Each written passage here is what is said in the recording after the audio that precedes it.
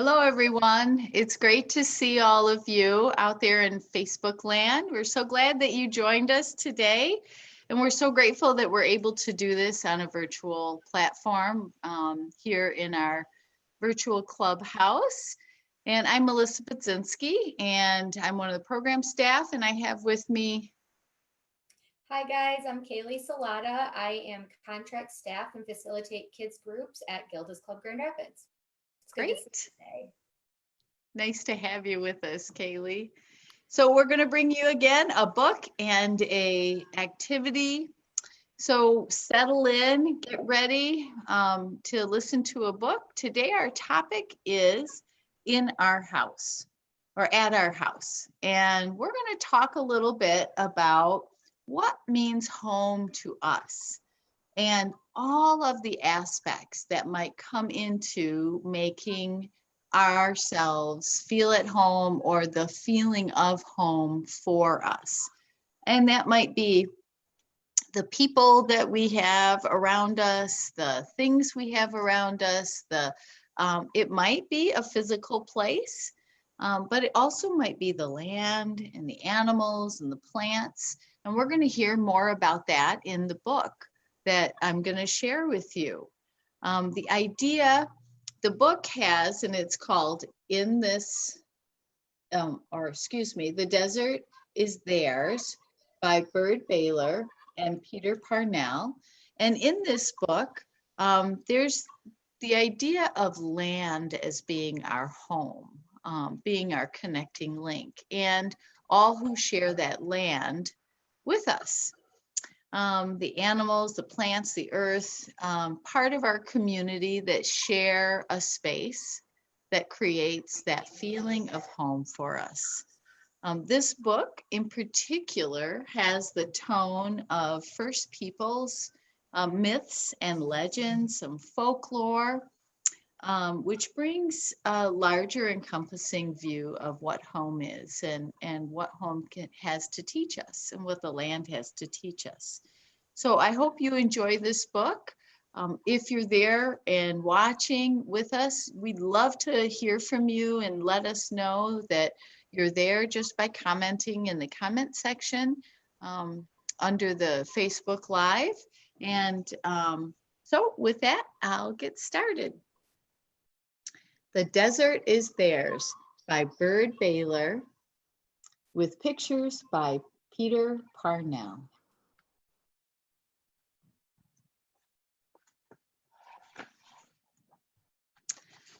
This book is dedicated to Baylor Stanley, one of the desert people. Can you see the coyote there, all curled up, kind of looking like a rock? I think it's a coyote or a fox maybe, but it's kind of got a bushy tail. I love the pictures in this book. There is no place for anyone. This is no place for anyone who wants soft hills and meadows and everything green, green, green. This is for hawks that only like the loneliest canyons and lizards that run in the hottest sand and coyotes that choose the rockiest trails. It's for them and for the birds that nest in cactus and sing out over the 1,000 thorns because they're where they want to be.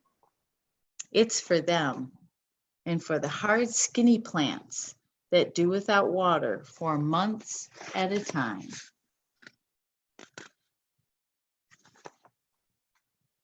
Oh, I didn't even notice that. Did you guys see that? There's a hawk right there. It's kind of cool. He hides things sometimes, although. And it's for the strong brown desert people who call the earth their mother. They have to see the mountains. They have to see the desert every day, or they don't feel right.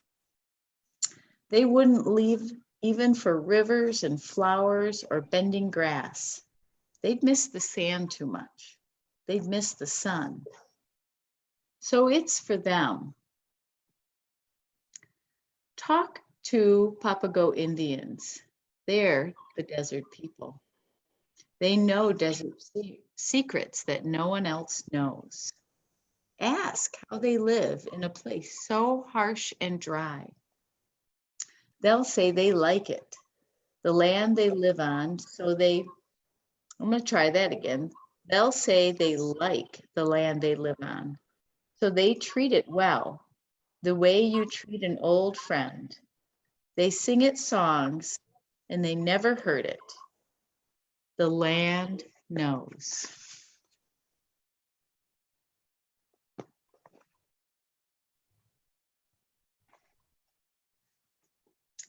Ask why they choose a place where life would be so hard.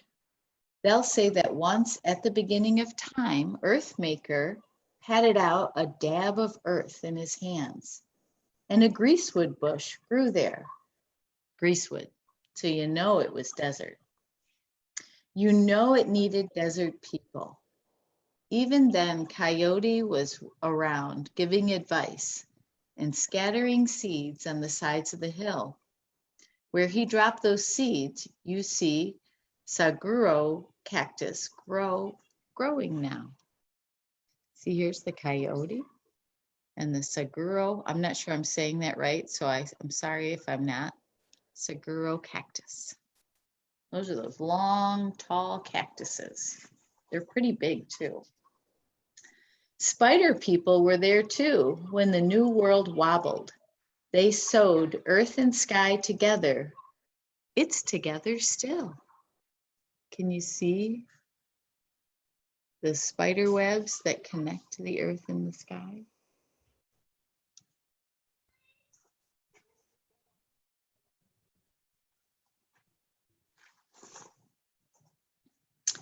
Buzzards made mountains with its wings, and Gopher burrowed a path to lead people out of the underworld and up, up, up into the fierce white sunlight. Elder Brother taught the people how to live under the sun. He gave them ceremonies they would need for bringing rain. He even taught them what songs to sing to touch the power of the earth, their mother. See how they're singing here and the rain clouds are there?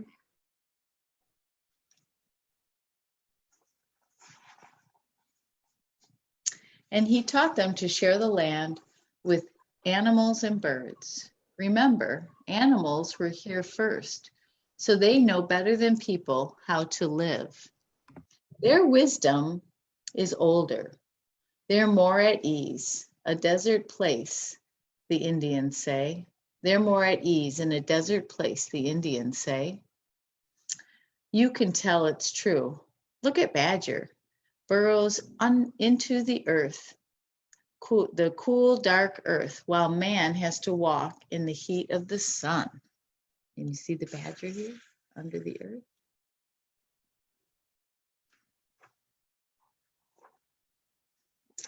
Look how Hawk floats on the wind while man plods slowly over the rocks.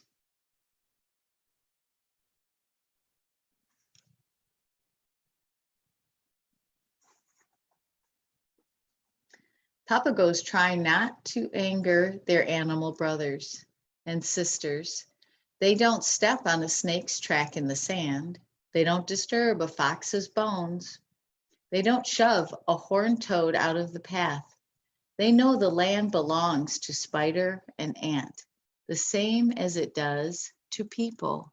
It's home to all things.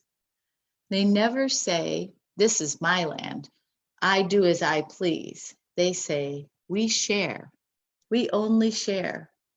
And they do share. A deer likes the same sweet seeds and wild berries that Indian children hunt.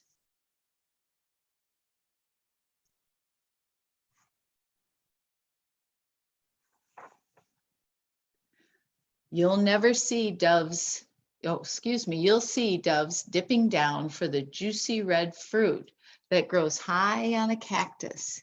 And you'll see Indian children hold out their hands for the same summer treat. You'll see pack rats hiding their treasure, They're good mesquite beans, but they can't have them all. People are storing them too. Pack rats and people both know to save some for tomorrow or later. The desert gives what it can to each of its children.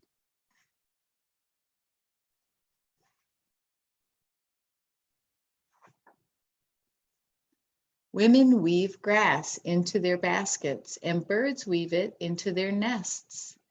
Men dig the earth for soil to make houses like little square adobe houses, the color of the hills, and lizards burrow in the same safe earth. See, there's their house, and here's a lizard. Here, animals and people know what plants to eat when they're sick, and they know what roots to weed. Roots and weeds can make them well again. No one has to tell coyote or deer, no one has to tell the papagos. They share in other ways too. They share the feeling of being brothers and sisters and at home in the desert, of being desert creatures together. A year that is hard for people is hard for scorpions too. It's hard for everything. Kind of like our year this year has been hard for everyone.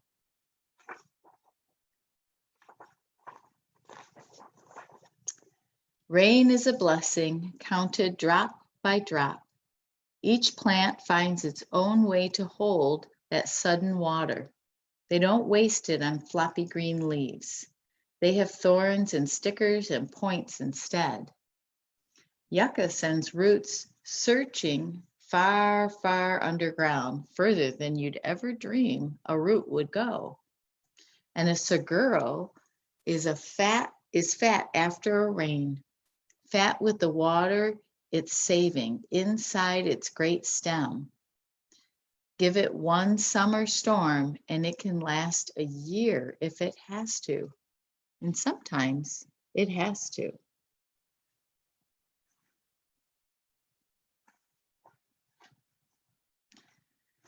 The desert children learn to be patient. Hidden in his burrow, Kangaroo Rat spends each long day waiting for the heat to fade, waiting for darkness to cool the desert where he runs. Just so he runs sometimes. A weed may wait 3 years to bloom, just so it blooms sometimes. A toad may wait for months to leave its sandy hiding place and sing toad songs after a rain, just so he sings sometimes. Desert people are patient too. You don't see them rushing. You don't hear them shouting. They say you plant happier corn if you take your time. And the squash tastes best if you've sung it slow songs while it's growing. They do. Anyway, the desert has its own kind of time. It doesn't need clocks.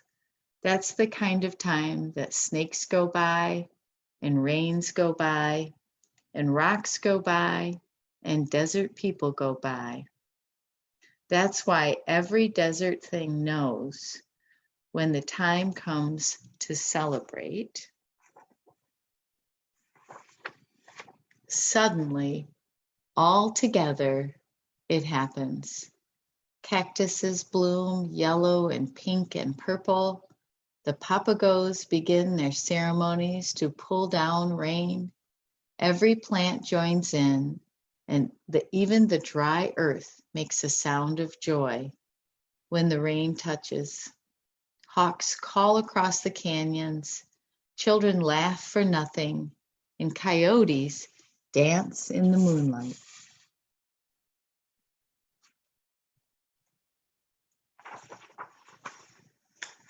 Where else would desert people and animals and plants want to be but at home in their desert? So that's it. I hope you enjoyed that. It's one of my favorite books, and Miss Kaylee is going to show us an art project we can do, an activity we can do to help us to think about that. Miss Kaylee? Thank you. What a great story. So, a little bit about what we're going to do today for our art project. When we think about at my home, we're going to create thumbprint families, but we can do this in lots of different ways. So, I'm going to spend a few minutes talking about it and kind of show you maybe how I did it. So, like Miss Melissa shared in our story, home can just be a feeling inside of us. It doesn't always have to be a place we live or a place we visit, but it could also be those things. It could also be with people or special objects or pets that are important to us. So I'm going to talk to you a little bit about how I started, and I thought about what does home feel like for me. And I thought that I feel most at home when my body is calm, my brain is relaxed, and my heart is happy. And so when I thought about that feeling, I thought of myself at the beach. So today for you guys, I have my thumbprint family here, which I'll show you a little bit at the beach. So you can use your thumbprint family by just using regular markers. So I have some of the people in my family already out here, but I'm also going to include my pet dog. His name is Teddy, and he's a gray, fuzzy guy right now because he hasn't had to get a haircut in a while. So you just color your thumb with your marker. Make sure it's a washable marker. That's best. Once you have your thumb colored, you just put it on your piece of paper and press it down really hard so that way you get all the color on your paper. So it turns out a little bit like that down there. I don't know if you can see that okay. Then what you do next, if you want, you can add, for him, I'm going to add a little bit of a tail and some ears and eyes and a smile, maybe some legs because he likes to run up and down the beach. So for me, I felt most relaxed when I was at the beach. And then I thought about our story a little bit more and realized that when I'm at the beach and I feel calm with my pets and my sister, my other family members, that there's also animals that live there too, and that's their home. So I may include in my picture some seagulls, and you can do that again with markers or crayons. Maybe some fish in the water. And you could use those with thumbprints too, or you could just draw them on like I'm kind of adding right now in your picture. And it made me feel really happy because like in our story, we can share a special place with either people, animals, or nature. It doesn't just have to be others that are around us. We can also think about a special place and the things that live there that can help us to feel at home too. So when I think about collecting treasures on the beach, like little pieces of beach glass, I might add those to my picture, or pieces of wood that pop up along the water. I could add that into my picture. Sometimes I get to see beach grass when I'm there. So I found some grass from my yard. I'm going to add that into my picture. So you can get creative as you want in whatever feels like home to you. So for me, I'm sharing with you that home is a place with nature and with a few special people. So I would encourage you guys, if you'd like, to share your pictures with us. You can make your thumbprint family. You could add things that make you, maybe special objects that make you feel really calm and relaxed and happy too. Or maybe you have a special place that you like to go visit, or maybe it's your house too. It can be whatever feels good to you. Thanks, guys. Oh, that's great, Kaylee. And I love the thought of that really you carry that memory inside of you, don't you? Because are you at the beach right now? I'm not at the beach right now. Right. So you're thinking about the place that you feel most comfortable, and it's bringing up all those feelings for you, the place you feel most at home and connected with, not just the people that are there, but maybe the earth, the water, the sounds. And so you could really just close your eyes and think of that place, and it brings that nice connected place, that feeling of connection and home to you. Yes, that's so true. It's such a good point because what we can do is it doesn't always have to be just a place that we live or not just the people that are there. It can be a special place that we can think about and picture in our mind and feel it throughout our whole body. Yeah.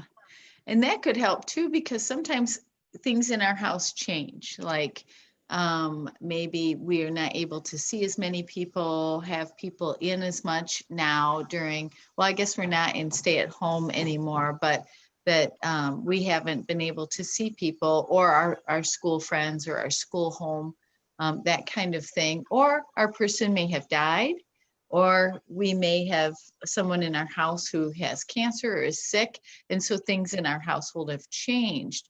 But it's great to then to know that we can carry that also in that connection is still there, even though things might change, that connection to that feeling of home and that groundedness can stay with us. So that's great. So you can even add in there, don't you think, Miss Kaylee, anyone who might have died in our lives, you could still add them into because they're still in your family, even though they might not be living right now. Yeah? Yes, exactly. It's so true. You could include the people who died, you could include imaginary friends, you could Yeah. include, people that might not be living at your house, but also that make you feel really happy and you like to spend time with them. And so they feel like home to you too. That's a great idea. Yeah, that's great. It's kind of like the desert people who learned from generations before, or their ancestors who have died before them, that they learned how to be and live and be at home in the desert. And we learn how to live here in very lush right now, Michigan, which is really cool. And even though the desert people might not like those waving leaves, I love those waving leaves. And I'm glad that our trees in Michigan send their water to the leaves, and we get to see our plants grow and that kind of thing. So that's really fun. Yes, Well, great activity. I love that. Thumbprint families. I just love saying that. It's a fun thing to say. it is So I fun. hope, yeah. I Sorry. was gonna say you can make them as creative as you want, which is the cool thing too. Yeah. Everyone's might look a little bit different. And that's good. That's right. Because all kinds of families are made all different kinds of ways, right? That's right. Yeah. So I think that's everything that we have for today. I'm so glad that you joined us. I hope that you enjoyed this. Please let us know. And again, I know Miss Kaylee said that, but if you make a thumbprint family and you want to share it with us, please do. We'd love to see it. We'd love to see what you've created, or if you've made some other kind of in your house drawing or picture, or a writing that you want to share with us. We'd love to hear from you. Love to see that. We want you to know that our virtual clubhouse is open, and that we are conducting virtual groups, adult as well as children groups, Wednesdays at 1 o'clock on the opposite week that we have this Facebook Live. Miss Kaylee and I are facilitating a family support group where the adult and child between the ages of 5 and 13 can join us together. Just get a hold of us, call us, email us, let us know on Facebook that you're interested in joining, and we'd love for you to join. And that is a cancer support and grief support group that's together. And so we've been having a lot of fun doing some fun activities and talking about great topics during that group. We also have all of our other book readings and activities that are on our website. The link to them in our YouTube channel are all there. So we would we invite you to watch those as many times as you'd like. We also have some adult viewing opportunities about depression, about self-care, and that kind of thing. So you can peruse that. We also are open for phone calls, virtual conversations from 9 until about 6 p.m. You can email us, you can send us a note on our website or on this Facebook page. But we would love to hear from you if you have any questions about resources or about where to get connected. We would love to help out with that. So I think that's about it. And we look forward to seeing you in a couple of weeks and hope you're staying safe and enjoying the summer. Stay cool. It's going to be hot out there in the next couple of days. And happy Father's Day to any fathers out there who are watching. And those of you who maybe have had your father that died, we just encourage you to take good care of yourself and to do something special for this weekend.